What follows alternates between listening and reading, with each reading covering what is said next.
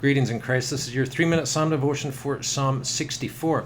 Psalm 64 is a psalm of prayer. It's a psalm that David prayed against his enemies. And you might think of David's enemies as the Philistines, these godless people that surrounded him. But you'd be wrong. David's greatest enemies weren't the pagans. They were people of his own nation who hated him, who wanted him defeated. And you have to think, therefore, of Saul, right? King Saul, who tried desperately to kill David. Then you have to think, after David became king, of his own son, David's own son, Absalom, who tried to kill David and formed an army against him.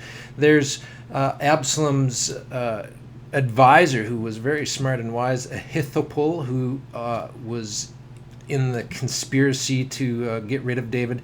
David was beset by enemies within his own kingdom throughout it.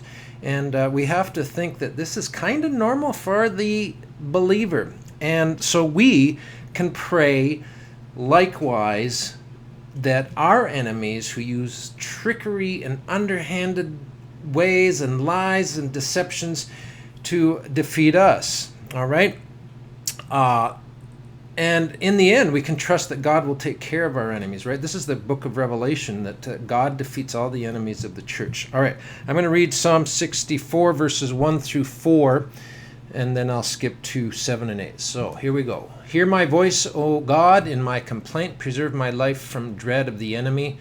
Hide me from the secret plots of the wicked, from the throng of evildoers, who whet their tongues like swords, who aim bitter words like arrows, shooting from ambush at the blameless, shooting at him suddenly and without fear. Right? A malevolent enemy that we have here in verses 1 to 4. Skipping to verse 7. But God shoots his arrows at them, right? The enemies of David, the enemies of the righteous person. But God shoots his arrows at them. They are wounded suddenly. They are brought to ruin with their own tongues turned against them. All who see them will wag their heads. All right.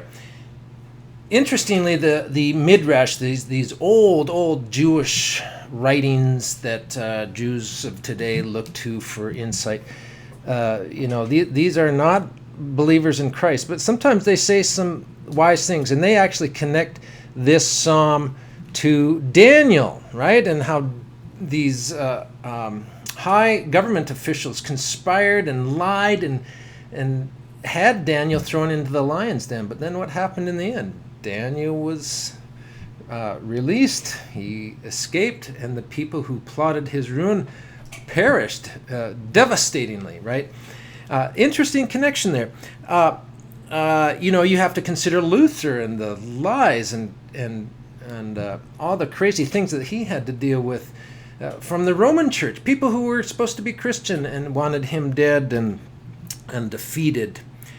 Think of another biblical example, Herod, who had the Apostle James, one of the disciples of Christ, had him killed. He went on to lock Peter up, and those who were a part of the church at that time could be shaking in their boots. Oh, these rascals are getting away with it. But Acts chapter 12, God killed Herod on the spot, okay? So God always wins in the end, and we can pray this psalm when we have violent enemies who are conspiring against the church and want it to shut up and, cease preaching.